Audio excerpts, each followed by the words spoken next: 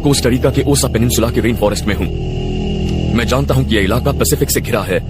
अगर मुझे कोई नदी मिल जाए तो मैं उसके साथ साथ समंदर तक पहुंच जाऊंगा और तब मुझे शायद कोई इंसानी बस्ती मिल जाए। जमीन पर मौजूद पेड़ और झाड़ियां ज्यादा घनी होते जा रही हैं और उनके बीच से गुजरना मुश्किल हो रहा है।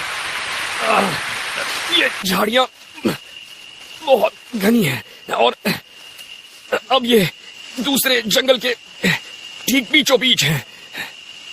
ऐसे जंगल में दिशा भटक जाना जानलेवा हो सकता है। इस इलाके में होने वाली 5 में से करीब 1 मौत इसलिए होती है क्योंकि सैलानी हड़बड़ाकर भटक जाते हैं।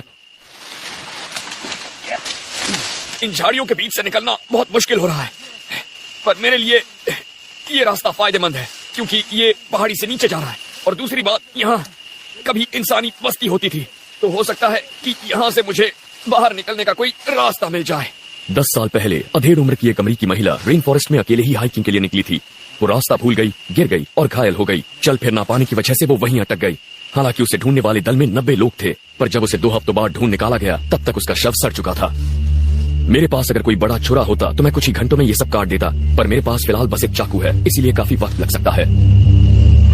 मेरे हाथों में घाव होने लगे हैं, देखिए छाले पड़ गए हैं।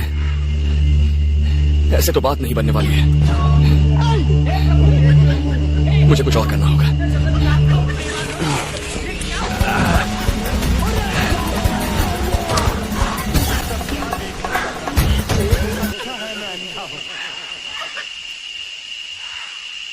मैं खाने की कोई चीज ढूंढने के लिए नदी से दूर आ गया हूँ। जानवरों का शिकार करने या फंदे लगाने में ऊर्जा बर्बाद करने का कोई फायदा नहीं। यहाँ खाने के लिए बहुत से पौधे हैं, नीचे गिरे फल हैं, जैसे कि ये गार्सिनियास। ये मेरे बहुत काम का है। इसका स्वाद लीची जैसा होता है और इसमें ढेर सारी नेचुरल शुगर होती है। पौधे यहाँ खुराक का सबसे आसान जरिया हैं। 3 साल पहले एक लड़का सिर्फ केले खाकर और नदी का पानी पीकर जिंदा रहा, फिर उसने अपना रास्ता ढूंढ लिया था। जिंदा बचने वाले बहुत से लोगों का कहना है कि भटकने पर जंगल में सबसे बुरा वक्त होता है रात का, और अब अंधेरा होने वाला है। मैंने अभी तक कैंप नहीं बनाया है और आगे क्या होगा ये सोचकर बहुत परेशान हूँ।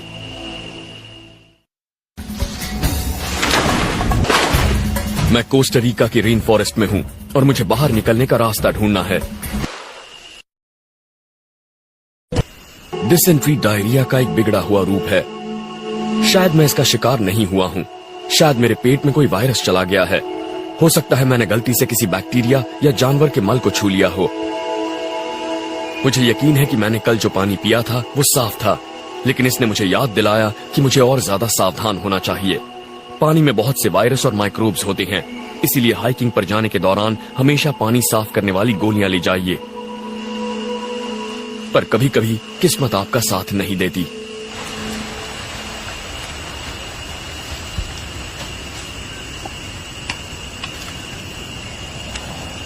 मैं इस पानी को कम से कम 5 मिनट उबालूंगा ताकि इसका साफ होना सुनिश्चित हो जाए। डायरिया के दौरान शरीर से पानी और सॉल्ट निकल जाते हैं और अब मेरे सामने हीट स्ट्रोक का भी खतरा है। अगर ये चीजें साथ में हुई तो जानलेवा हो सकती हैं। हीट स्ट्रोक के लिए जरूरी नहीं कि आपको भटके हुए कई दिन हो गए हों। हर साल हाइकर कम पानी पीने की वजह से भी मारे जाते हैं।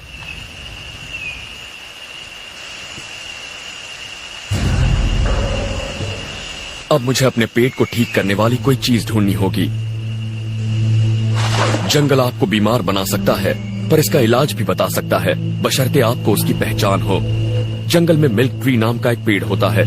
इसका सत खराब पेट के लिए वाकई अच्छा होता है। इसकी अलग ही पहचान में आने वाली नुकीली कोंपलें होती हैं और इसमें दूध जैसा सफेद रस होता है। मैंने कैंप से करीब 800 मीटर ऊपर ऐसा एक पेड़ देखा था। बस अब मुझे वहां पहुंचकर उसे ढूंढना होगा।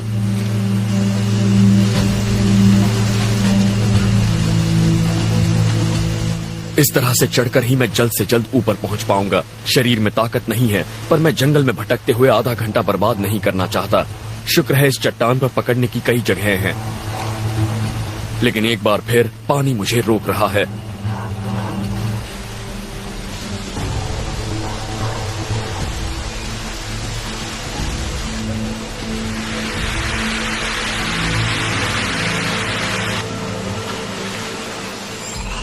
अब मुझे वो पेड़ ढूंढना है।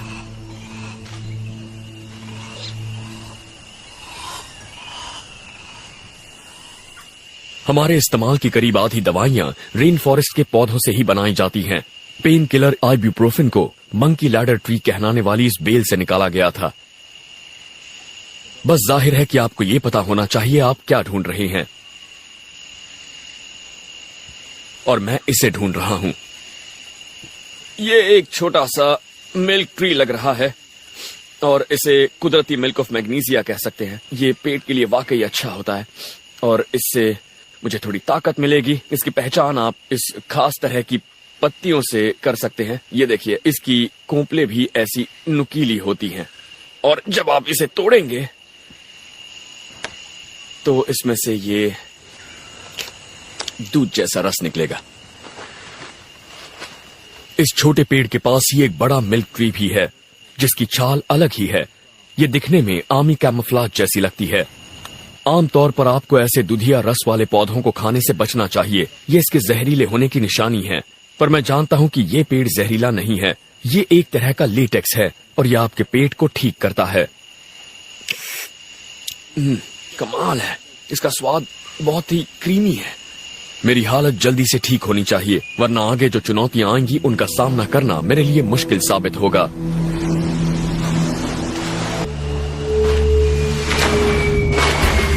मैं पूरी तरह से ठीक तो नहीं हूं, लेकिन मुझे नदी के साथ साथ धारा में नीचे की तरफ उतरते रहना होगा।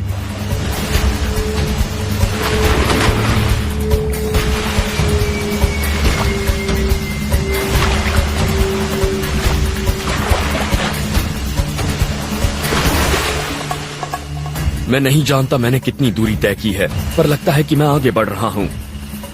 लेकिन इससे थकावट भी हो रही है और दूरियां तय करने में काफी लंबा वक्त भी लग रहा है। पेट खराब होने से मुझे कमजोरी महसूस हो रही है और मैंने पिछले 2 दिन से ठीक से कुछ खाया भी नहीं है। मैं जानता हूं कि जंगल में अंधेरा बहुत जल्दी छा जाता है, इसीलिए मुझे कैंप और खाना ढूंढना होगा। मैं ये भी जानता हूं कि आज मैंने ज्यादा फासला तय नहीं किया, इसीलिए मुझे जंगल में एक और रात बितानी होगी।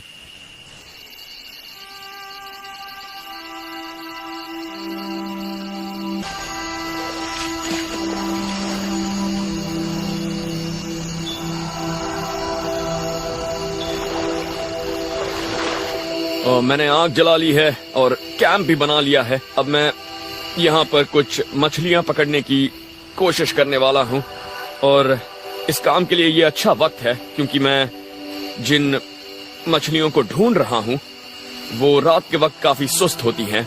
रोशनी के लिए मैंने बस एक लकड़ी ली है, इसके इर्द गिर्द पाम फाइबर लपेटा है और इस पर थोड़ा कैम्फर रेजिन डाला है ताकि ये मशाल जल सके। ये मशाल करीब 10 से 15 मिनट तक जलेगी।